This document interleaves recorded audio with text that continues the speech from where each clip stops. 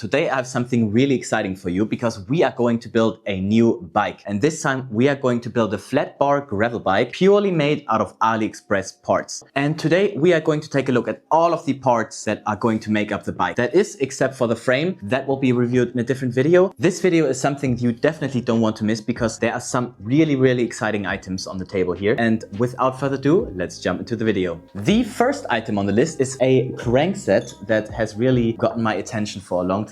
That is called Evo Sit, and that is this one. A knobbled crankset, silver in this case, that really, it looks astonishing. I hope you can see it on the B-roll shots here. This is, I think, one of the most beautiful cranksets I have ever seen. I mean, look at the spindle. The spindle even looks amazing. The chainring looks super great as well. It is quite simple. We are going to build this bike up in a 1x setup, and that is 1x12 with a 12-speed group set, also from AliExpress, of course. We will take a look at that in just a second. This one looks really great. You can even see machining marks on the crankset itself. Going over the specs, this is a 165mm crank, so it's quite a short one, but I wanted to try those for a long time, and this bike build might be perfect for that. Furthermore, the chainring is a 40-tooth chainring, so it's not too large, but definitely also not too small, as we are going to build a fast gravel bike for us. All in all, this is not a review video. I'm just taking a look at the parts for now until we are going to put them on the bike. But when I unpacked this one, I was really happy. So just if I have it like that, it's probably my favorite crankset that I've gotten to date. And with that out of the way, let's take a look at the very exciting second item, and that is a very special brake set. And in this case, I wanted to have something that looks great, that has great braking performance. In this case, I am going to build a flat bar gravel bike, so it's sort of like mountain bike brakes. And I've found some really great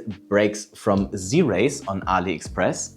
And those are definitely an eye catcher as well, which will probably also go very well with the crankset we have just taken a look at. And that is this silver hydraulic brake set. These are 4-piston hydraulic brakes with a reservoir at the lever here. And from the looks, it is quite similarly made to the crankset. So also on this one, I hope you can see it on the B-roll shots, you have some machining marks, which I really like. It gives it a very raw look. The functionality I cannot attest to yet because I've not ridden with them. But what I really like is they have a lever reach adjustment. So if you twist this little knob here, you can change the lever adjustment right then and there. That is quite nice. When it comes to the machining quality, it looks really good. I would not say it looks perfect. There's quite some rough marks, but as I said before, I quite like the industrial look, and I think the silver pairs very well with some of the other components we are going to put on the bike. The front brake comes completely attached already, while the rear brake, as you probably have to route it through the frame, the rear brake comes detached, but that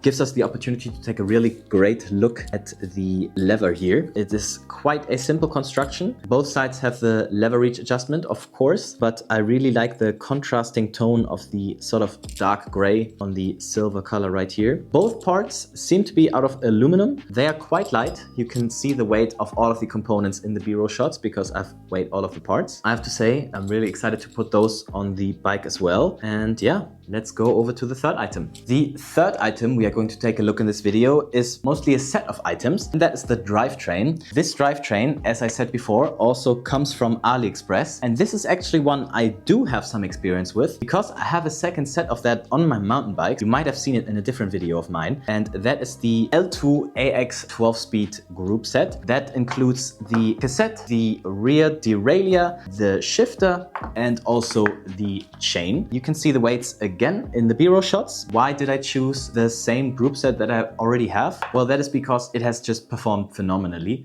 I have not had any problems with that set. I had to readjust it once, and since then it is going perfectly smooth. The shifter is really great quality. It feels good. It's made mostly out of plastic, but it's very high quality plastic. The shifting actuation is very nice as well, and the derailleur pairs very well with the shifter. It is a very cheap group set. You can get it for, I think, less than 80 euros. So that is for a 12-speed group, quite phenomenal. And that does include the cassette. And this is a 11 to 52 cassette. So it is quite a deep dish. Why am I taking quite such a big cassette? Well, I live in central Switzerland and I will take the gravel bike up some mountains here as well. So I definitely want to have a lot of range, and this 11 by 52 by 40 in the front will probably make a very great ratio to also climb some mountains here. So yeah, I can attest to the great quality of this group set, and I'm very excited to have it again on a different bike. So without further ado, let's go to the next item.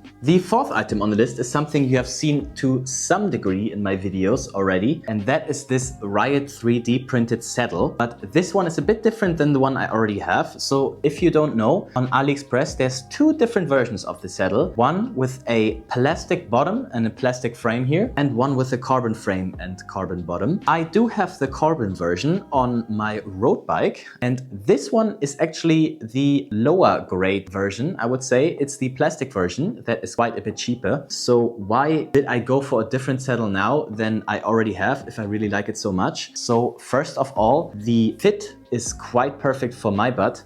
I have never had such a comfortable saddle, and I really want to be comfortable on my long and rough gravel rides. But I didn't choose the carbon version this time because since I've made the video, and maybe since it has gotten a bit more attention, the saddle has gone up in price quite substantially. So I bought the other saddle for I think 35 euros. Now the carbon version is around 60 to 65 euros, and that was quite a bit too much for me to sprung for a saddle. So I went for the lower grade version. This one was around 38 euros, so quite a bit less expensive. My main concern is being comfortable on the saddle, and the comfort should not be impaired by the material of the lower bottom part. I'm very excited to use that again. It is also a very light saddle. The carbon version is 130 grams, and this one was, you will see the precise number down here, but 180 grams or so, or maybe even less. So it's also by no means a heavy saddle. We'll see how that one performs in comparison to the carbon version. Item number 5 today is something else I really like the looks of, and that is a titanium bottle cage. You have seen some other titanium bottle cages in my videos before, but this one is a version that I've not seen on AliExpress, before maybe the autumn of 2024. It's a thinner frame and also a thinner railing with some cutouts in the middle. This one is very light. It's less than 20 grams, so it's about 15 grams lighter than the other titanium bottle cage I have. It's a bit lighter, which is not really a big concern for me because we are building a steel gravel bike, but I really like the looks of it, and I really wanted to see how a different version of the titanium bottle cage performs. We will see about that. It's not that expensive. I think it was 13 euros or so. If you want to pimp out your bike with some titanium components, bottle cages are really great. This might be the perfect opportunity to tell you that all of the items are linked down in the description. Those are affiliate links, so if you decide to purchase any of the items I've talked about, that would give me a small kickback, which I would be very grateful for. If you need any more details on the items, in the description, and if you have any questions, let me know in the comments. So let's go over to the next item. The next item on the list is something that might be a little bit controversial because I do not want to have this gravel bike set up with click pedals. I want to have the opportunity to also test some different type of pedal systems, and in this case I am going for a flat pedal just for now to see how I like it. I have found these very good looking pedals on AliExpress. These are the West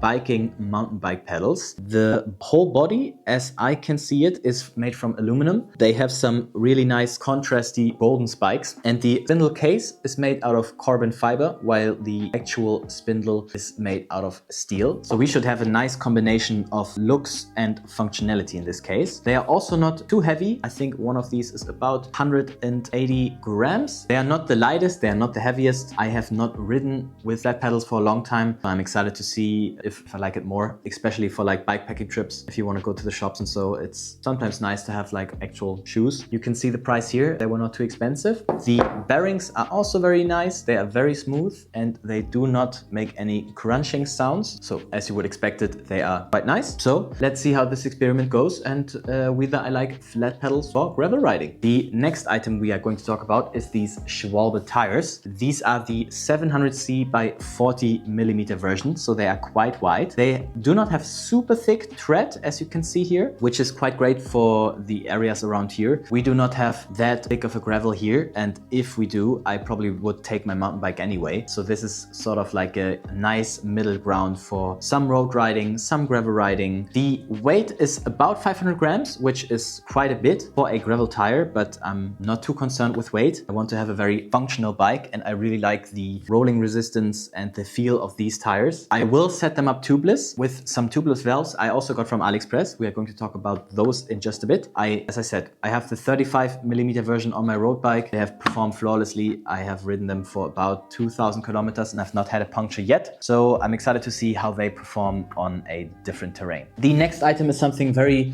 unspectacular, but still something that we all need. And that is the contact point between your handlebars and your hands. And that is these little Rock Bros grips. Rock Bros is a pretty established company on AliExpress. I have a lot of different parts from them. I have some lights, some tools, but this time I wanted to go for some comfortable grips. I have not had these just slide-on grips, so these do not have a lock-on mechanism. So I'm very interested to see if they have any movement if they are on the handlebar. I have to say I really hate it if the grip turns, for example. That's super annoying. So let's see how these perform. They were less than €5, so very inexpensive. Let's see if they are a bargain or trash. The next three items we are going to talk about are all three from a brand called ZTTO, and they are a very established brand in the Chinese cycling space. All three of these items go very well together because they're all not very exciting, but very necessary if you want to build your own bike. And the first one and the least exciting one is rim tape. Especially if you want to go tubeless, rim tape is very important because this makes or break the deal of sealing your rim bed. And in my opinion, this ZTTO rim tape, which is quite cheap, you will see it here as well, works quite well for that because it seals very well, especially if you go over your rim bed twice. I've not really had problems of my rim bed not sealing, so this is my go-to rim tape these days. The second item from ZTTO is a headset. The frame we are going to build the headset up with is a 34mm straight tube. So we have a 34mm straight tube headset here.